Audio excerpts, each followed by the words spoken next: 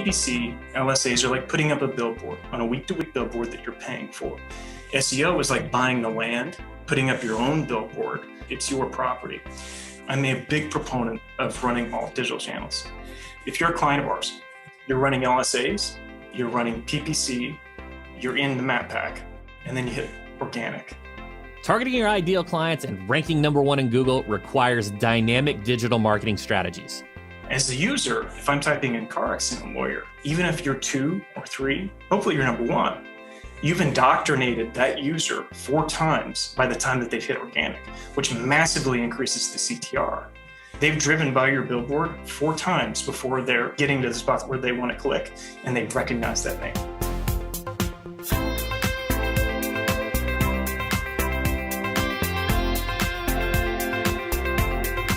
You're listening to Personal Injury Mastermind, the show where elite personal injury attorneys and leading-edge marketers give you exclusive access to growth strategies for your firm. Few people understand SEO strategy for personal injury lawyers than my boy, Steven Willi, president at Rankings.io. Steven and the Rankings team have doubled leads, tripled client volume, and consistently secure first-page rankings for personal injury attorneys nationwide. I'm your host, Chris Stryer, founder and CEO of Rankings.io. We help elite personal injury attorneys dominate first-page rankings with search engine optimization.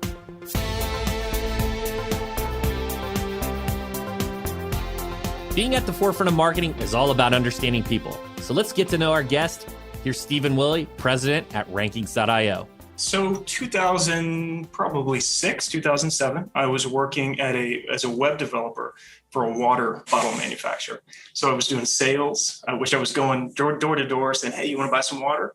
Which is a great way of, if you have a inhibition about talking to people, you quickly get over that.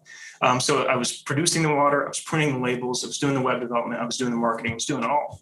So I didn't get this SEO thing. And this was the Wild West of SEO, mid-2000s-ish. And so I went to Barnes & Noble and I bought a book called Beginner's Guide to SEO. It's green. I can picture it still on my desk at home. Started reading that. It was basically just H1s, right? Put your H1s, then your H2s, and then your title tag or whatever. It didn't really get into heavy anything. After that, I started incorporating that into my freelance game. So I started out as a designer. I was doing websites after websites after websites, staying up till 3-4 o'clock in the morning. And I would pitch myself as, these are SEO optimized websites. But really, I didn't know, right? Until, that one dark night, Cessna, Illinois, in a dive bar. And you like telling the story. Go ahead. Yeah, it's funny. We had a mutual acquaintance and we went to a birthday party. So I'm a little bit introverted and it's hard to talk to people that I knew who you were through acquaintances, but I'm like, what do you do for work? And you're like, I do digital. And I'm like, I do SEO. And you said, I do websites. We had this common interest in basically Steven started freelancing and doing website design. He was a creative director. He did a lot of stuff for, it was ABC, yep. NBC, CBS, specifically the Olympics. So a lot of stuff. Yeah. Yeah. Very experienced. And he was kind of, side gig, side hustle working for Attorney Rankings at the time. And which was the original before we rebranded to Rankings. And I remember I made him that offer. And, he was super nervous, but we signed, I think, 5 clients that first week. 6 clients that week. Yeah. And to give people context, I had a secure job, was creative director at another agency, had a relatively large design team under me. We were about to have my first son within 30 days of me quitting. So I was super nervous, right? I was like, did I make the right decision? Pretty sure I did. And then that week, 6 clients, man. Yeah. And, it's been crazy. We've just been on this massive growth trajectory and just we've had all these different experiences and how SEO's evolved over the years and how focused we've been on SEO. Let's talk about, the things that you've done through the organization, through yourself to kind of develop not only your technical hard skills, but also your leadership and management skills as well. So I think going through starting the company and being there from before day one, really, it's excitement and it's chaos on that launch pad. I remember the days where you and I were working out of an office in St. Louis side by side, doing all kinds of stuff. And then so a lot of that was I was thrown into the fire, right? So I had to scramble and continuously learn and watch videos and listen to podcasts. Podcast wasn't a real big thing back then, but there was still, media out there to kind of better me at my craft. A lot of specifically the SEO stuff, I had people like you. I had people like Brian Dean, that I would read, and then apply that. And it's amazing once you kind of read these things that are still kind of nebulous and tutorialish, and apply it to your craft and see, hey, it works, and it registers with you and it makes you more hungry and gets that snowball effect. In regards to, kind of the business and personal aspect of it, I went to school for design. I have a fine art degree. I wasn't a business major. A lot of this stuff we learned on the fly, but a lot of this I got through coaching. I was in Southwestern consulting sales training. I'm in Vistage. Vistage is a group of local business people here in St. Louis. I have a group of 20 people that I meet with monthly. I have one tomorrow. We discuss things, the problems that we run into. We have speakers come in. It's a great community. I'm a relationship guy, so I like establishing that connection with people because it's everything, the issues and the both negative and positive that they go through, I can apply to our business, and it makes it more relevant. I was in COO Alliance with Cameron Harold. If you talk to me for over 30 minutes, Cameron Harold's going to get brought up. I'm a big fan of Cam Harold. COO Alliance is a group specifically for number twos. So I'm your number two, right?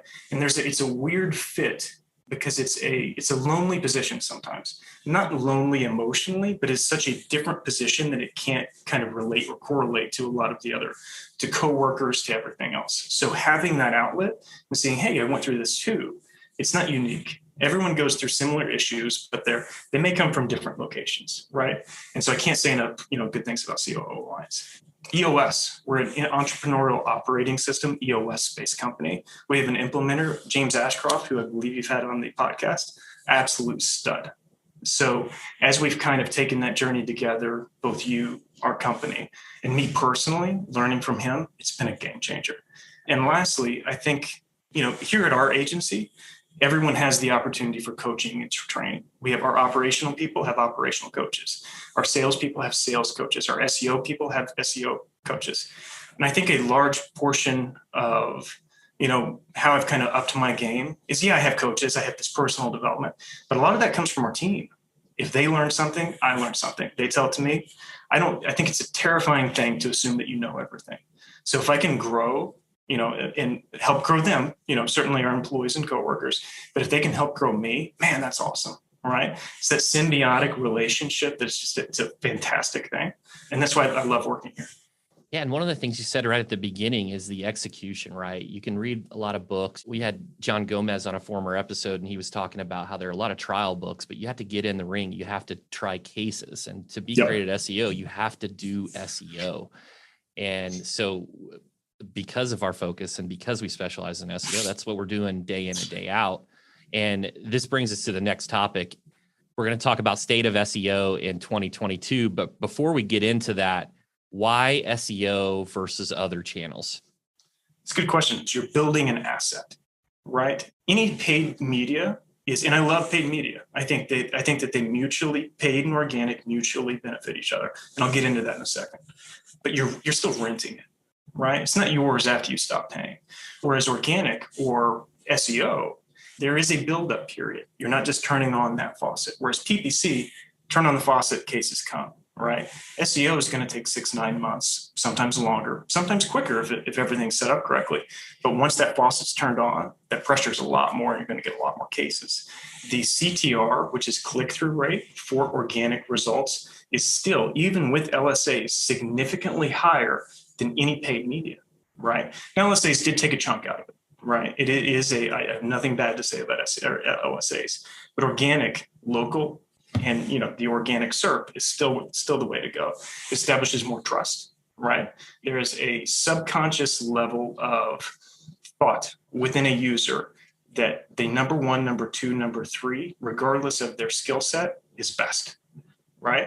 Even before I started doing this stuff, I knew what this was. I always kicked organic. And that's what we're seeing through the data of what the users still do. So my mentality about that is PPC, LSAs are like putting up a billboard on a week-to-week billboard that you're paying for. SEO is like buying the land, putting up your own billboard, and you have it. It's your property. Now, getting into that mutualism where they all work together, I'm a big proponent of running all channels, digital channels. So if you're a client of ours, you're running LSAs, you're running PPC, you're in the map pack, and then you hit organic, right? As a user, if I'm typing in car accident lawyer, even if you're 2 or 3, hopefully you're number 1, you've indoctrinated that user 4 times by the time that they've hit organic, which massively increases the CTR. They've driven by your billboard 4 times before they're, getting to the spot where they want to click, and they recognize that name. And so I'm a huge proponent of multi-channel marketing, specifically digital. Yeah, it's so interesting, Steven, you say that too. And it's attribution becomes murky. People want to tie direct attribution to SEO or to pay-per-click. And it's difficult because if you're building a brand, you may be seen, you may be indoctrinated multiple times before you actually make a conversion. And then who actually gets the attribution at the end? So, I'm a big proponent, as you are, for omni-channel marketing. And not only that, when you rank an organic page, you can rank for thousands of that keyword. And imagine paying for thousands a click on pay-per-click. It's just, those high intent phrases, we're talking about massive amounts of money. So there's a place for all of it. And I like that it is an asset that kind of grows over time, that you gotta water it with content and links. And we're going to talk about all that. So we had Mark Anajar on an earlier episode. He talked about the holy trinity of marketing for law firms is TV, radio, and digital. And we're going to talk about the holy trinity of SEO, which is content, on-site SEO, and links. So let's start with content. And I'm gonna put the softball up in the air for you first. When it comes to content making an impact, when it comes to SEO, what do you think of? I think of a lot of people. Let me back it up, and because this is going to be a big answer, right? So content, when it comes to SEO, certainly you need keyword saturation. You need keyword density. It needs to be optimized with all, it doesn't even have to be all the bells and whistles, as long as it answers the user's query. Brian Dean came out with the skyscraper technique, where, when we started 2013, 500 words, and then it went to 1,000, and then it went to 12,000, or, 1,200, and then 2,000, 6,000, 14,000. Now, all of a sudden, 14,000 words, you're not answering the user's query. What it looks like, it's the equivalent, 14, 20,000 words, and I've seen stuff like that big. It's like a med student's doctoral dissertation, right? When you're getting into all the granularities of how you can break a bone or have a TBI. And that info was great. Put cluster content out there to support that. But, I don't think that as long as you focus on answering the user's query in long form, at minimum 2,000 words, but do I think you need 20,000 words? No. Right. But I do think, anywhere from 2 to 10,000 words to specifically answer that user's query with good, well-written, well thought out content. Anything with passage ranking that came out 2 Decembers ago, you can kind of subdivide long form content into specific micro queries. So how to hire a car accident lawyer. Blah, blah, blah, blah, blah. That can all still be on the transactional page, as well as why you should hire a car accident lawyer. Here's why you should hire us specifically. It's a stressful time. You know what I mean? And so as long as you're answering that user's query and your content is better, and better is a subjective term, but I think everybody knows, than your competitors, you're good, right? And then you backfill it with on-site and keyword optimization and things like that. But that's my mentality about content, is answer the user's query. Rather than subscribing to a certain length of content, the content should provide value and answer consumer intent. Refreshing the existing library of content on your site is essential to a winning digital strategy. I asked Steven how to effectively leverage a content refresh. So this one I'm passionate about, man. There's very few things that have this large of an impact within a content strategy than content refreshes. So to kind of let the listeners know what a content refresh is you're going back in your archive. If you've had a website that's been around since 2014 and you've continually produced content since 2014, you have this massive library that you can leverage. So when what we call it internally is refreshing content or leveraging historic success, right? Google constantly wants you to be the most relevant. They want you to show them that you're continually trying to improve your text or copy or your website in general. So content refreshes do a lot of things. So let me back up and let me walk you through what would happen if we had a new client, right? So we have a new client. They've got 400 blogs. Now, this is all imaginary. I'm just kind of walking you through. We're going to fill that content strategy out for, the next 6 months, depending on what we see in the gaps. We look at distracted driving. Oh, we should produce a distracted driving page or blog. It has, keyword search volume.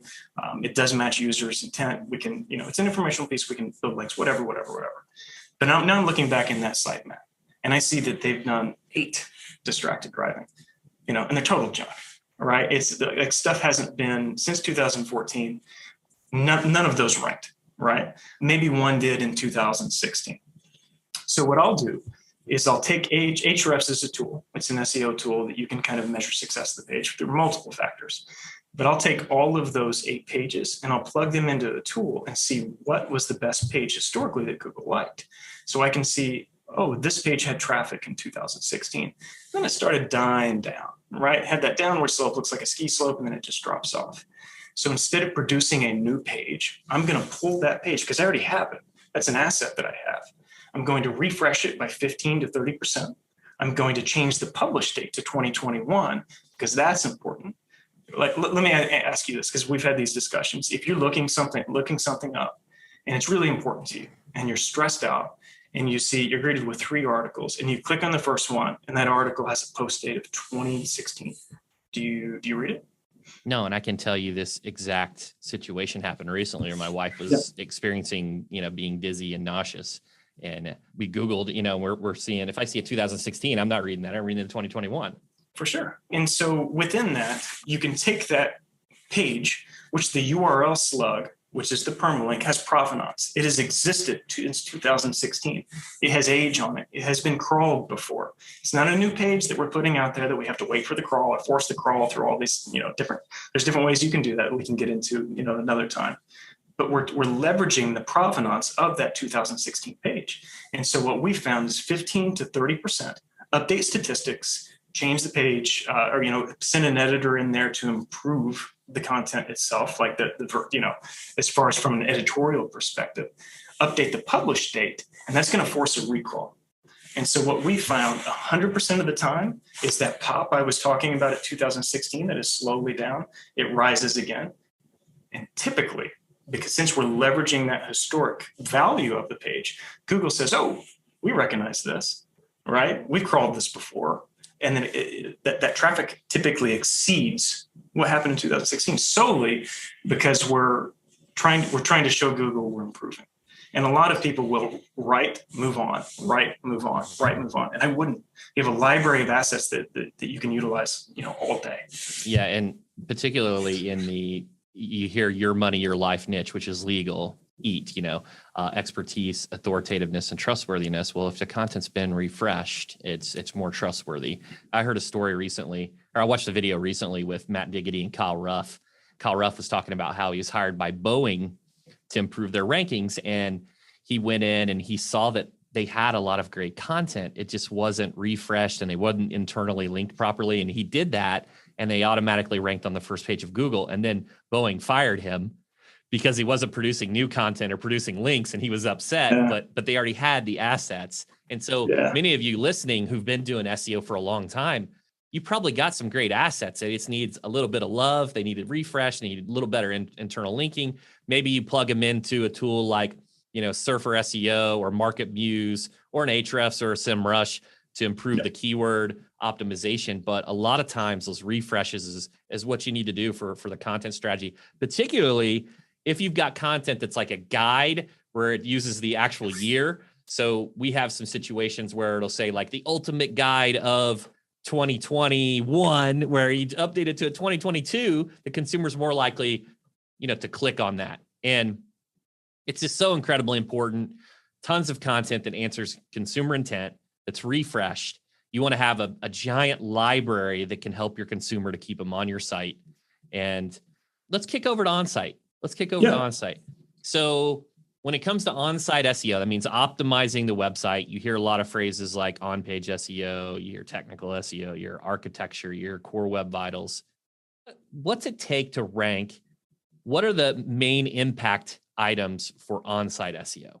So in regards to, let's hit core web vitals first, right? Core web vitals was developed via Lighthouse a few years ago to establish, we've all heard fast site.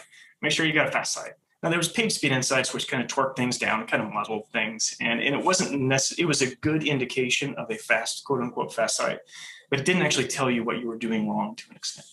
So where core vitals established as a hard or static metric that Google can actually measure against. Oh, this takes too long to load. There's too much JavaScript here. The preload here, blah, blah, blah, blah, blah. And so we actually can see what Google is taking a look at. Now, arguably, if I were to look in at Los Angeles right now for the keyword car accident lawyer, a lot of those guys don't have the fastest sites. So there's ways to kind of overpower that via, what we'll get into later. But I would say core vitals is make sure you're not loading junk, right? Slim down your site, make Sliders, it load. Yeah. Background videos. Yeah. So anything that loads like that in the background that maybe the user isn't impacted by that, even if it's like a 1 second load, if it's not caustic to the user, Google's still going to look at that. And so those metrics that they're displaying you shouldn't ignore them. Hop into your Google Search Console. They have a page experience. They list all of your core vitals there. That's what we look at. If something slows down, something gets a little red, something gets a little yellow, we immediately turn it green. So, and by doing that, there's all different types of plugins that you can use. If you've stripped your website down to the bare minimum and ripped out all the junk, but you can't get it any faster, there are plugins called like NitroPack. Pegasus is a good one that you can install, do some configuration, and then it pops you up into what Google sees as a fast site. Building off of that, if your site is actually slow, specifically on mobile, those users are dropping, man. If you're looking something up, at least I have a bias, right? If I'm looking something up and something's taking like 4 or 5 seconds to load, I'm out, because that tells me they don't care. They're not actively trying to improve. They're not actively trying to do anything. And if I'm thinking that, how much more is Google thinking that, right? And then so if you have your average user, they're not waiting that long. They're moving on. They're stressed out if they've just been on an accident. Do they want to wait 6 seconds for a phone number to load? No, they're going to the number 2 spot at that point.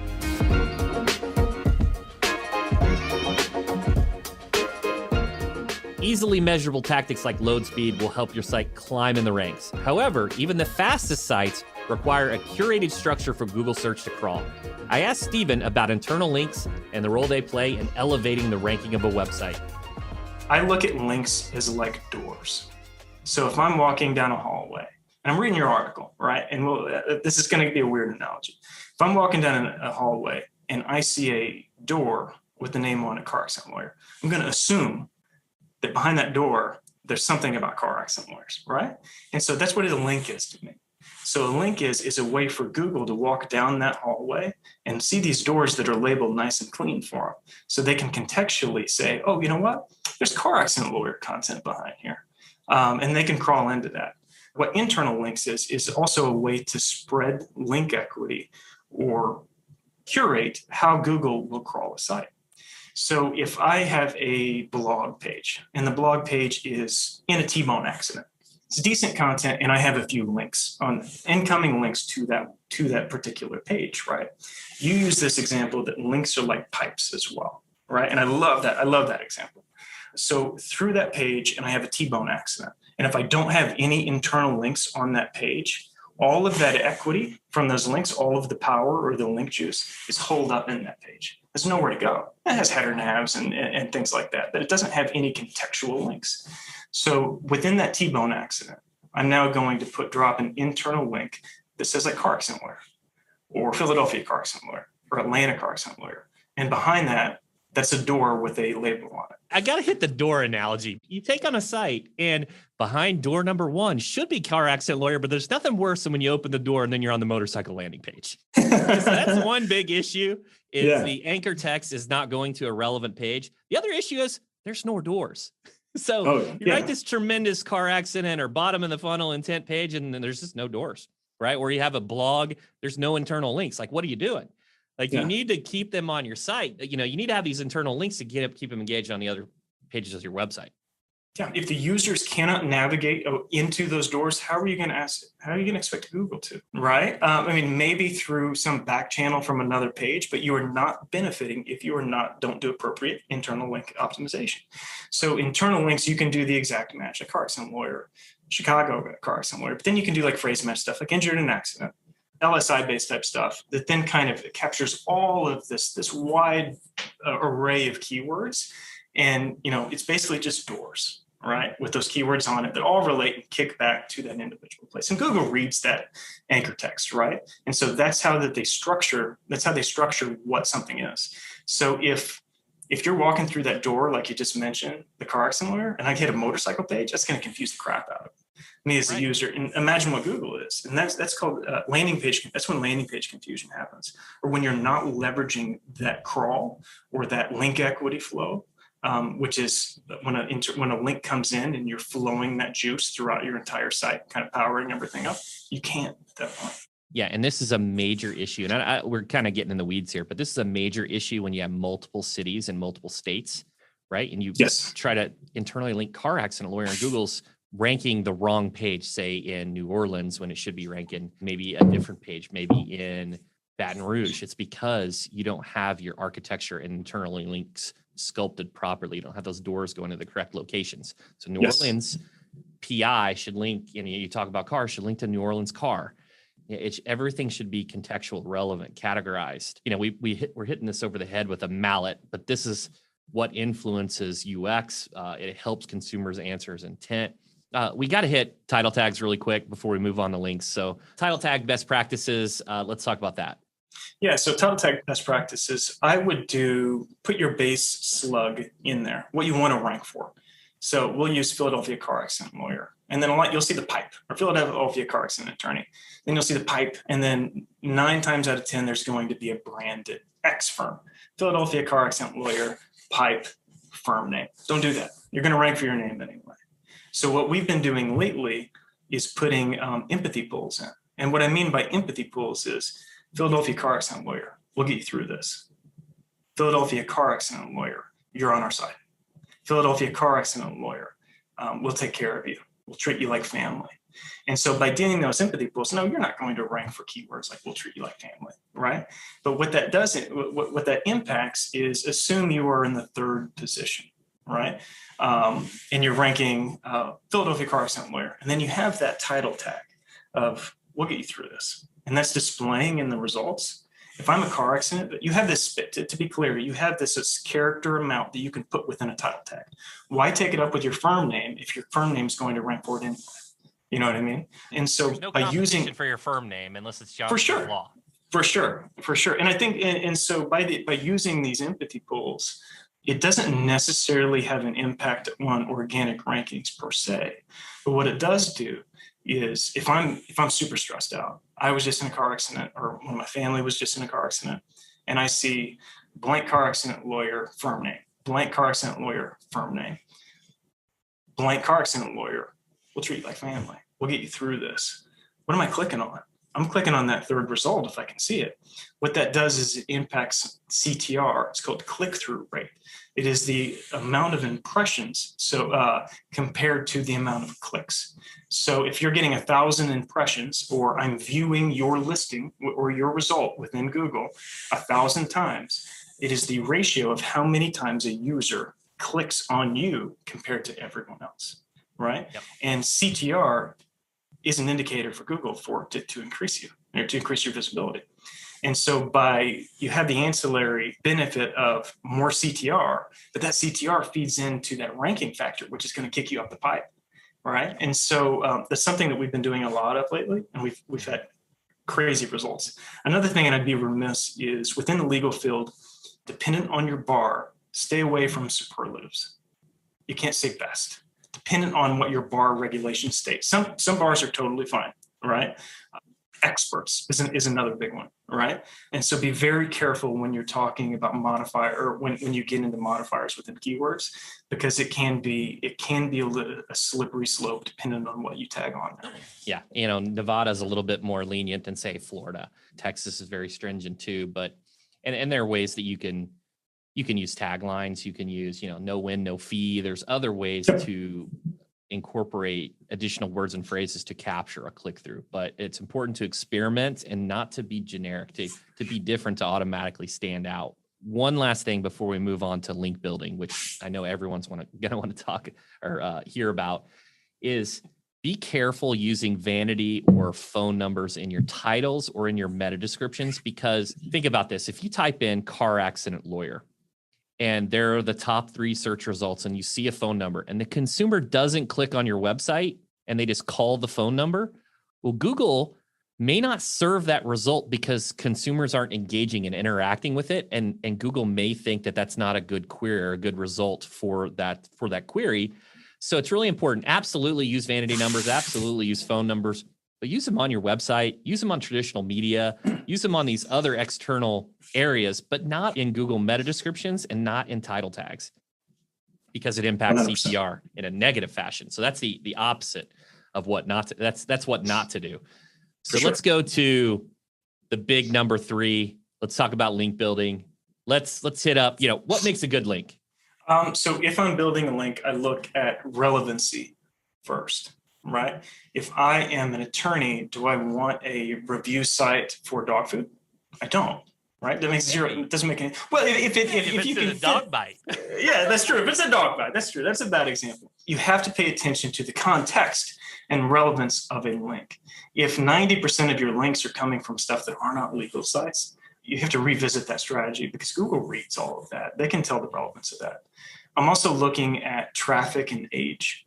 So there's something in the SEO world called DR, or domain rating, which is an Ahrefs metric to, it looks at the overall authority or power of a website, right?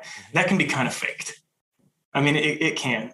So what I typically look at is, even beyond that DR, is traffic. If traffic is coming into a site and it's organic, healthy traffic, that shows me that it is a legitimate site that I want to link on. So I look at that relevancy. I look at, is it a legal site? Is it something that, it doesn't have to be a legal site. And the dog food example was a great one, right? If they have something specifically about, it can be a tertiary or secondary site that addresses another topic that contextually can tie back into you, right? That's a really good point that you just dropped on us. And then I'm going to look at non-sponsored content.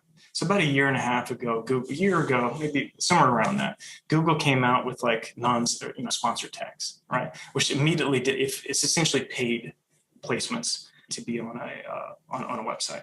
And if you have that sponsored content, you're basically throwing your money down a rat hole, or you're throwing your time down a rat hole because you get no benefit off of that. Maybe a little bit, but it devalues it significantly, where it is not worth your time. I'm then going to look at placement of the link, right? Ideally, any link should have a good anchor on it, a good relevant anchor like car accident lawyer, injured in an accident, a branded anchor. We can get into all of the anchor stuff in a minute. But ideally, I'd like to have that fantastic link is above the fold. It's contextual. It can be somewhere mid-content as long as it makes sense. If it's about a totally different subject and I'm sliding in that Philadelphia car accident lawyer or New York car accident lawyer just in there and it makes zero sense, it's not going to make any sense to Google. So that's what I mean by placement. And there's a lot of other metrics, but I think those are the big ones, the big ones that I look at. Yeah. And so authority, you want a link from a healthy site. If a site's linking out to, gambling and porn related sites, you don't want to be in the same neighborhood, right? You want it to be in a good neighborhood that Google favors that site. That's where the organic traffic comes in. Also the anchor text, which I kind of want to, I don't know how heavy I want to hit the anchor text thing, but the key thing here is relevancy, right? So if you have a keyword on a blog article and it just doesn't make any sense, when the consumer clicks on that and they go to your website, they're immediately going to bounce. Why would they even click on that anchor? If it's just not relevant. So it's for all of those reasons, you got to pay important attention to context. And let's get to the next one. So we hear this so often. It's like, oh, you guys just do a lot of work on the front end and then you're done, right? You fix your website, build a little blue links, and then we're done. When can I reduce my budget? When can I do those types of things? So how many links, Steven? Like what's the answer? Like, where do we go here in terms of link volume? Entirely dependent on your competition. Always have more than your competition, right? If you're a new site and you have 20 links and you're like, hey, I want to get in that top spot. That top spot has 600 referring domains and the second spot has 583. I'm going to say, hey, you need at least that much. And then we'll go in and surgically apply the big dogs, right? Links are like kind of climbing a mountain. So it is as you build more and more links, Google looks at that as, you're powering up your website. You've used the analogy of votes before. So building links, and I love that analogy, but all votes, it's like the Electoral College, all votes aren't equal, right?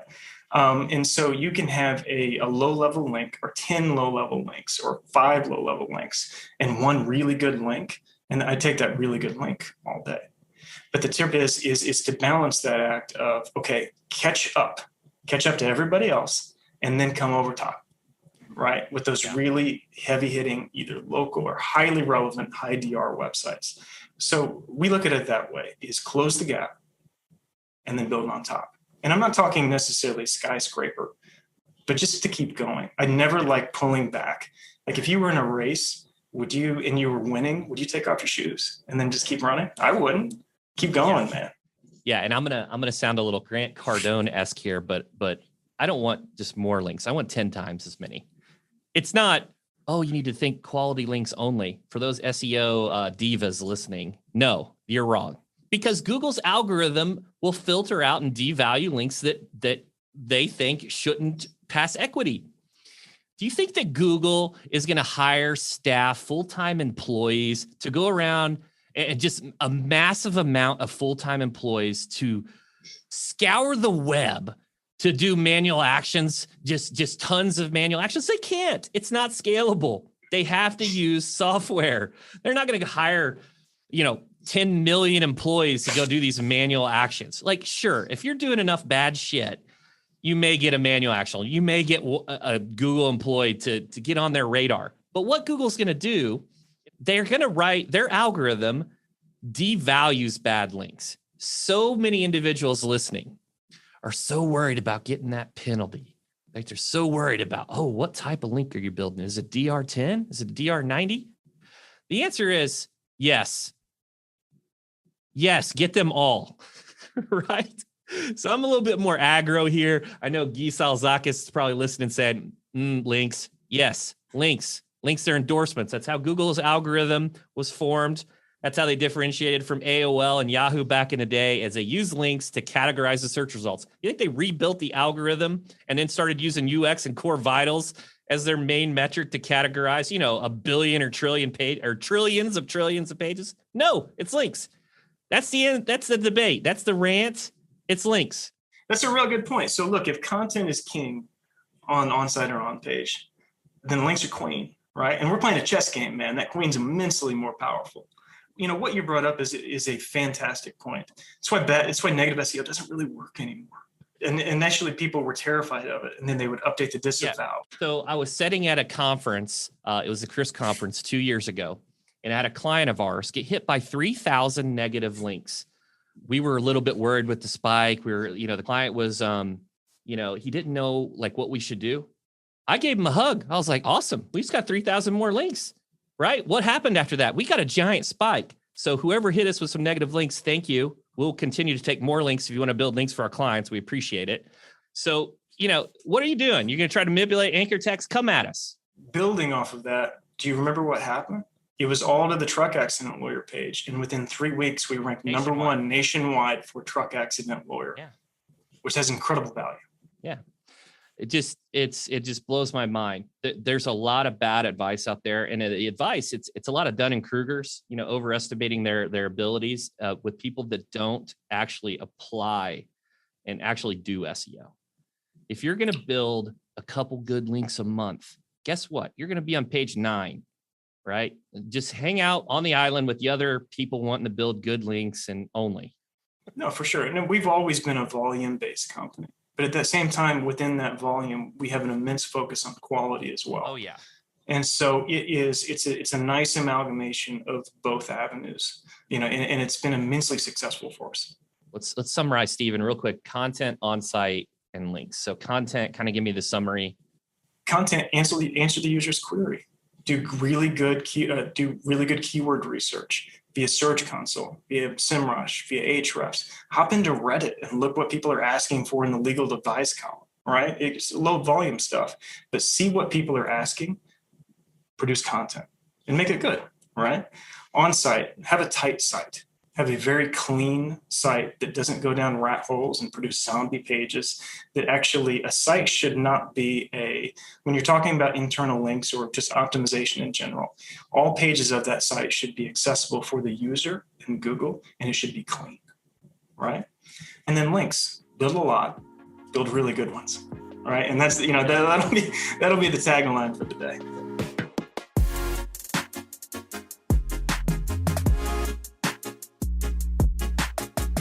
Crafting a strategy that leverages the holy trinity of SEO effectively is a massive undertaking, especially in a field as competitive as personal injury law. Having a specialized, dedicated SEO team in your corner is what will help you set apart from the competition. I wanted to know how Steven thinks Rankings measures up. I abhor hubris or arrogance, but man, I genuinely think that no one can touch us, right? We have such a stable of professionals that we have an incredible hiring process to get that talent in the door that are constantly working for you. We specialize in personal injury. We specialize in SEO. Our results are, if we get toe-to-toe in all major metros, we're right there, man. So in regards to the provenance and what we've built in the past 9 years, I genuinely don't believe anybody can touch us. There's so much thought that goes into someone's campaign on the back end that people don't see. We're having these conversations internally that you and I have, but are going down all of that granularity that I kept touching on, that I had to back off, because that's all I want to talk about because I get so excited about SEO. We're having that conversation on the background for our clients, right? It's day to day, we're grinding, we're actively thinking about your campaign. You never go on the back burner. We never coast, right? If we're racing, I use that race analogy, we're not taking off our shoes for a little bit because we're feeling comfortable. We want to keep that number one spot. We want to get there, and we want to keep it. For nearly 15 years, Steven has spearheaded wildly successful multi-channel marketing campaigns for personal injury lawyers. So when we're talking the pillars of a successful SEO strategy, we're talking great content, lengthy content, a robust content library. We're talking a well-engineered site that's easy to navigate, that has a great user experience, and we're talking about links and lots of links. I'd like to thank Steven Willi for sharing his story with us, and I hope you gained some valuable insights from the conversation. You've been listening to Personal Injury Mastermind. I'm Chris Stryer. If you like this episode, leave us a review. We love to hear from our listeners. I'll catch you on next week's PIM with another incredible guest and all the strategies you need to master personal injury marketing.